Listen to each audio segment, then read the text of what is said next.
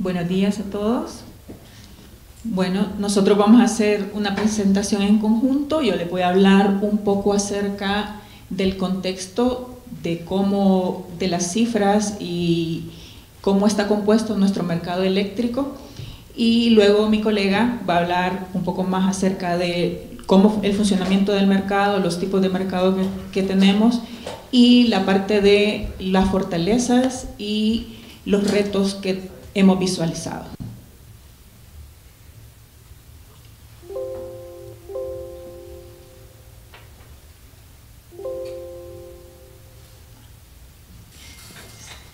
Bueno, en el mercado eléctrico en El Salvador nosotros tenemos instituciones, operadores y los usuarios finales. En las instituciones está el regulador, la unidad de transacciones, que es el operador, el CNE, que dicta la política energética, el EOR, CRIE, Defensoría del Consumidor, Superintendencia de Competencia. Todas estas son encargadas de regular, administrar, dictaminar política energética, ver el tema de la defensa de los usuarios, entre otros. En los operadores tenemos la cadena, transmisores, distribuidores, generadores y comercializadores. La transmisora es una empresa única y las distribuidoras tenemos 6. Bueno, ya tenemos otras más pequeñas, son 8. Y la generación, que más adelante vamos a ver los diferentes tipos de tecnología con los que contamos y la participación en la generación. Los usuarios, nosotros somos un país pequeño, 21.000 kilómetros cuadrados, tenemos alrededor de 6 millones de habitantes y usuarios como tales son aproximadamente 1.8 millones. De estos usuarios, la mayor parte son usuarios residenciales, que son cerca del 70%, las grandes demandas, que son usuarios que consumen arriba de 50 kilovatios, son la minoría. En este caso nosotros tendríamos alrededor de 4.000 en todo el país. Sin embargo, ellos son los que consumen la mayor cantidad de energía eléctrica. Entre los grandes usuarios y el comercio, nosotros tenemos aproximadamente el 70% del consumo. Entonces, digamos así se ve esa diferencia. Luego, el comportamiento de la demanda en los últimos años, digamos por el tema de pandemia, ustedes podemos ver el efecto, cómo cayó la demanda. Llegamos a perder alrededor de 29% en algún momento, cerrando con un 9% de disminución en el año. Y esto, digamos, ahora en el 2021 se ve cómo se ha venido recuperando. Nosotros, que lo vemos a nivel de empresas distribuidoras, este año, quizás hasta el tercer trimestre, logramos equiparar en el tema de demanda, un poco en el de energía, aunque si lo totalizamos, digamos, todavía no nos hemos recuperado con relación al 2019. Pero digamos que estamos en eso. Lo cual también nos lleva a identificar que el comportamiento de consumo de energía en la pandemia y posterior a ella, todavía lo estamos viviendo, ha venido a cambiar la composición de la demanda. Si nosotros lo vemos aquí, nosotros la gran demanda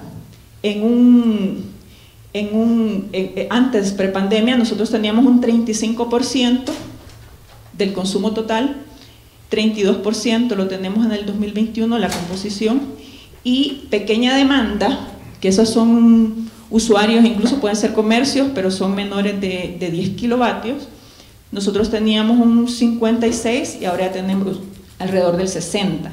Esto se explica porque el efecto del teletrabajo, que me imagino que en sus países también han tenido y experimentado ese efecto, el efecto de que los colegios y las universidades también están trabajando los jóvenes y los niños desde casa. Entonces, el consumo en la parte residencial y en la parte de pequeñas demandas sufrió o ha tenido un incremento en proporción a lo que se tenía prepandemia. Las grandes demandas, nosotros todavía hemos logrado equiparar hasta este año, como les dije, el último trimestre, es donde logramos alcanzar un poco los niveles de 2019. Sin embargo, si lo tomamos como foto entera de 2021 versus 2019, todavía, tanto en promedio de demanda como en el acumulado de energía, en la parte de grandes demandas de consumo quedó como un 2% menor a lo que teníamos en el 2019. Como datos técnicos del sistema, como para que tengamos una idea de cómo se compone y la tecnología, el tipo de tecnología de la generación que tenemos, tenemos energía térmica en un 38%, tenemos energía geotérmica, esto me imagino que ustedes lo habrán visto ya, hay bastante publicidad en cuanto a la energía geotérmica en El Salvador últimamente, y también tenemos energía hidráulica, biomasa, tenemos un buen componente de biomasa proveniente de los ingenios, en este caso 12%, 255 megas instalados en mercado mayorista, y tenemos un 13% que son 268 megas divididos en solar y eólico. Y pronto, ya este año, prevemos que ya va a entrar en operación una nueva planta con una inversión millonaria, que es la planta de gas EDP. Ellos van a venir a sumar alrededor de 376 megas como capacidad instalada de tecnología de gas. Entonces eso lo estamos esperando para este año y es parte de algo que también ya mi colega les va a hablar un poco acerca, porque todo esto tiene regulaciones de por medio y tiene diferentes normativas que también tienen que ser adecuadas para esto. En los datos técnicos del sistema eléctrico de potencia, tenemos una demanda máxima histórica de 1093, eso fue en el 2016, todavía a estas alturas, si se fijaron cuando vimos la de 2021, no llegábamos a esos niveles aún. Capacidad instalada de 2067, lo cual nos deja un margen bastante holgado con relación a las demandas máximas que estamos teniendo.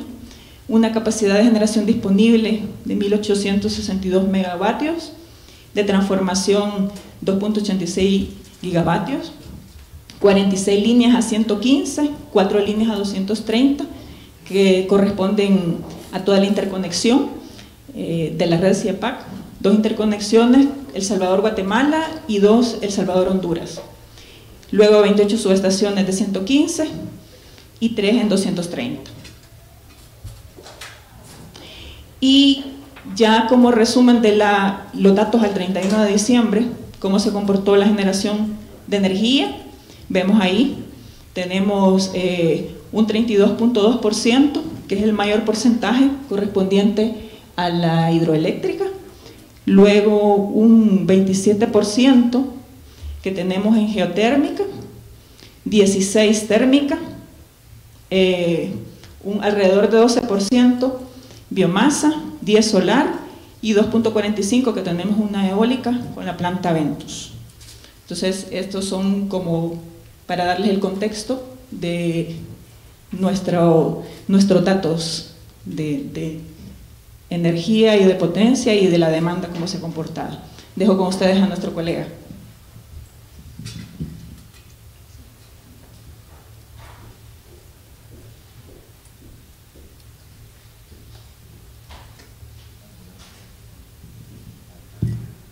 Buenos días.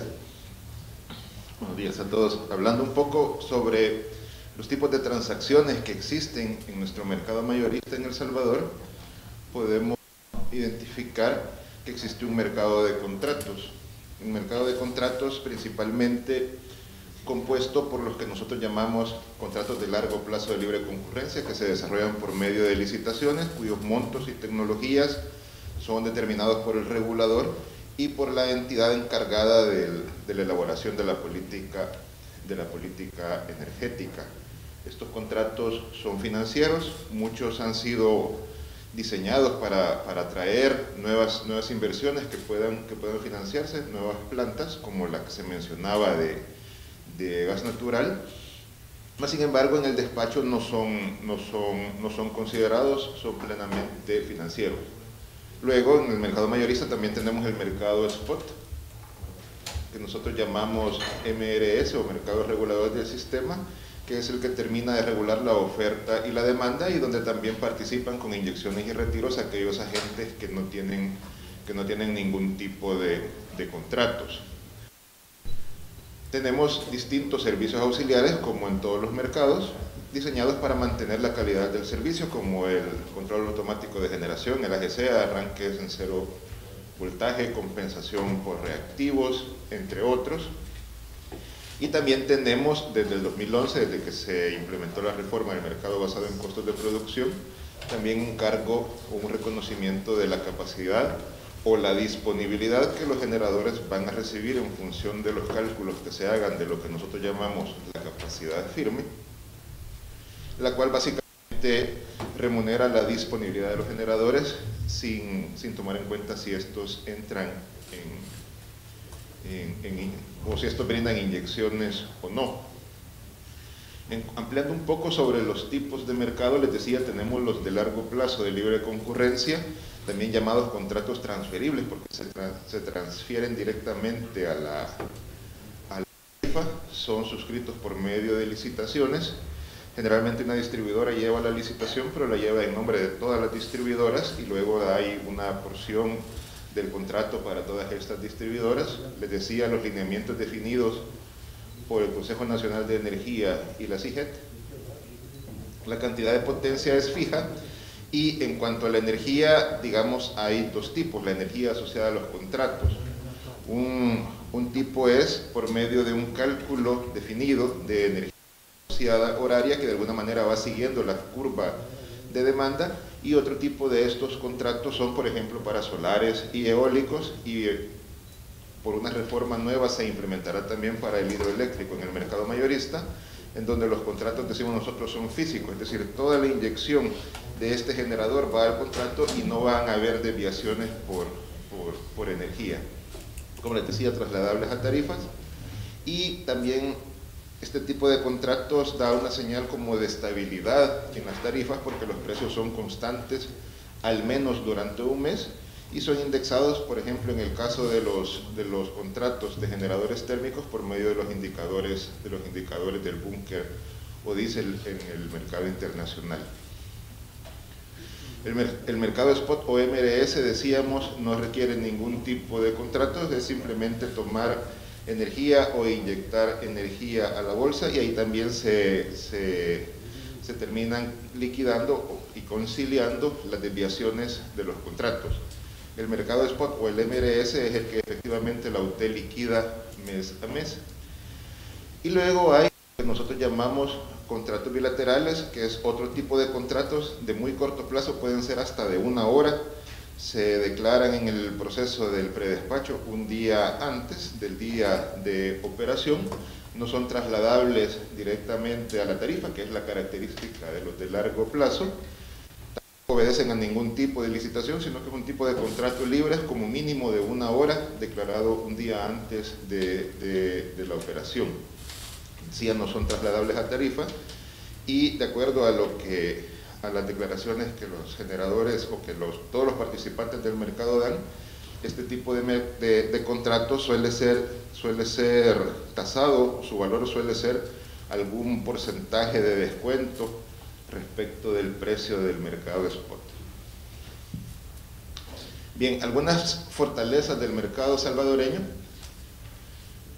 Pues hasta el momento, digamos, se ha logrado asegurar el suministro confiable de energía al menor costo posible en cada hora, un despacho económico por medio de un modelo de optimización. El cálculo también de los precios de la energía basado en contratos de largo plazo de libre concurrencia permiten, que fue uno de los objetivos de la reforma, mantener una estabilidad en los precios o en las tarifas a los usuarios finales. Otro objetivo de la reforma que también se está cumpliendo de la reforma del 2011 es que los proyectos de inversión de nueva generación han podido ser financiados o han logrado ser financiables por medio de la suscripción de este tipo de contratos de largo plazo de libre concurrencia, y a nivel de distribución hay las suficientes señales económicas para mejoras del servicio a los usuarios finales por toda la normativa de calidad del servicio y compensación a usuarios que está aprobada y que permite inversiones para mejorar la calidad en la red, así como atender nuevos servicios.